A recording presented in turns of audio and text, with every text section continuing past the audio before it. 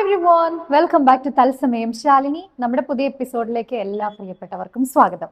നമ്മൾ പ്രതീക്ഷിക്കാത്ത ആൾക്കാരൊക്കെയാണ് big boss house വരെ എത്താതെ അഗ്നിപരീക്ഷയിൽ നിന്ന് എവിക്റ്റ് ആയിട്ട് പോകുന്നത്. അങ്ങനെ എനിക്ക് തീരെ ഓക്കെ ആയിട്ട് തോന്നാത്ത ഒരു എവിക്ഷൻ ആണ് പാർവതിയുടെ എവിക്ഷൻ. കണ്ടസ്റ്റന്റ് പാർവതി എവിക്റ്റ് ആയിരിക്കുകയാണ്. ഇത്രയും വളരെ നല്ല കേപ്പബിലിറ്റിയോടുകൂടി നല്ല സ്കില്ലുള്ള ഒരു കണ്ടസ്റ്റന്റ് ആയിരുന്നു പാർവതി. 4 തവണയോളം ബിഗ് ബോസിൽ ശ്രമിച്ചിട്ടാണ്, ഓരോ തവണയും ബിഗ് ബോസ് ഓഡിഷൻ വരുന്ന സമയത്ത് അപ്ലൈ ചെയ്ത് ശ്രമിച്ചുകൊണ്ടിരുന്ന ഒരു മത്സരാർത്ഥിയാണ് പാർവതി. മലയാളത്തിൽ മാത്രമല്ല, നമ്മുടെ തമിഴ് ബിഗ് ബോസിൽ അഗ്നിപരീക്ഷയിലും പാർവതി അറ്റൻഡ് ചെയ്തിട്ടുണ്ടായിരുന്നു. തമിഴ് ബിഗ് ബോസിന്റെ അഗ്നിപരീക്ഷയുടെ ലോഞ്ചിൽ പാർവതിയുടെ മുഖം കാണിക്കുന്നുണ്ട് കേട്ടോ. നമ്മൾ സെർച്ച് ചെയ്തിട്ട് നിങ്ങൾ കണ്ടു നോക്കി കഴിഞ്ഞാൽ കാണാൻ കഴിയും. ഒരു ടോപ്പ് 10 ഒക്കെ എടുക്കുകയാണെങ്കിൽ അതിൽ പാർവതിയുടെ പേര് വരേണ്ടതാണ്. പാർവതി മുൻനിരയിലൊക്കെ ഉണ്ടാവേണ്ടതാണെന്ന് തന്നെയാണ് എന്റെ പേഴ്സണൽ അഭിപ്രായം. അപ്പൊ പാർവതി അങ്ങനെ എവിക്റ്റ് ആയത് പെട്ടെന്നൊരു ഷോക്കിംഗ് ആയിപ്പോയി. നല്ലൊരു കണ്ടസ്റ്റന്റ് ആയിരുന്നു. ഈ എപ്പിസോഡിലാണെങ്കിലും എൽദു ആയിട്ടുള്ള ഒരു ഡിബേറ്റിൽ വളരെ നല്ല രീതിയിൽ പെർഫോം ചെയ്ത ഒരു മത്സരാർത്ഥിയായിരുന്നു.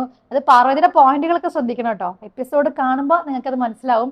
കൃത്യമായിട്ട് എപ്പിസോഡ് കാണുന്ന സമയത്ത് ഓരോ പോയിന്റ് ബൈ പോയിന്റ് ആണ് എൽദോ പറയുന്ന കാര്യങ്ങളെ പാർവതി കട്ട് ചെയ്തുകൊണ്ട് സംസാരിച്ച് മുന്നോട്ട് പോയിക്കൊണ്ടിരുന്നത്. എങ്ങനെയാണ് പാർവതി ഇന്നത്തെ എവിക്ഷനിലൂടെ പുറത്തു പോയതെന്ന് മനസ്സിലാവുന്നില്ല. നിങ്ങളുടെ അഭിപ്രായങ്ങൾ എന്തായാലും രേഖപ്പെടുത്തു കേട്ടോ. അതുപോലെ രസകരമായിട്ടുള്ള കാര്യങ്ങൾ കഴിഞ്ഞ എപ്പിസോഡുകളിൽ ഉണ്ടായിരുന്നെങ്കിൽ ഇന്ന് എപ്പിസോഡിൽ സംസാരിച്ച ഓരോ വ്യക്തികളെയും, നമ്മൾ ഓരോ കണ്ടസ്റ്റന്റിനെയും പേഴ്സണലി കുറച്ച് അടുപ്പം തോന്നുന്ന രീതിയിൽ ഉള്ള മത്സരാർത്ഥികളും ഉണ്ടായിരുന്നു. എനിക്ക് ഇഷ്ടപ്പെട്ടത് എടുത്തു പറയാനുള്ളത് ഷിജുലാലിനെ പറ്റിയിട്ടാണ്. ഷിജുലാലിന്റെ നാടാണ് ടോപ്പിക്കായിട്ട് കൊടുത്തത്. ഷിജുലാൽ പറഞ്ഞ ഓരോ കാര്യങ്ങളും ഓരോ അനുഭവങ്ങളും നല്ല രീതിയിൽ ടച്ച് ചെയ്തു. വളരെ ഒരു ഫയർ ഉള്ളിൽ കൊണ്ട് നടക്കുന്ന ഒരു വ്യക്തിയായിട്ട് ഷിജുലാലിന് തോന്നി. കുറച്ച് ജെന്യുവൻ ആയിട്ട് കൂടി ഫീൽ ചെയ്യുന്നുണ്ട്. നിങ്ങൾക്ക് ഏറ്റവും ഫേവറേറ്റ് ആയിട്ടുള്ള മത്സരാർത്ഥി കഴിഞ്ഞ ദിവസങ്ങളിൽ എക്സ്പീരിയൻസ് ഷെയർ ചെയ്തതിൽ ആരാന്ന് കൂടി പറയണം കേട്ടോ. ഓരോ എപ്പിസോഡിലും ഗെയിംസ് സെഷൻ ബൈ സെഷൻ ആയിട്ട് കൊടുക്കുകയും ടീംസ് തിരിക്കുകയും ഒക്കെ ചെയ്യുന്നത് ആദ്യം മുതൽ തന്നെ അഗ്നിപരീക്ഷയുടെ ഓരോ റൗണ്ടുകളായിട്ട് മാറി മാറി വരുന്ന കാര്യമാണ്.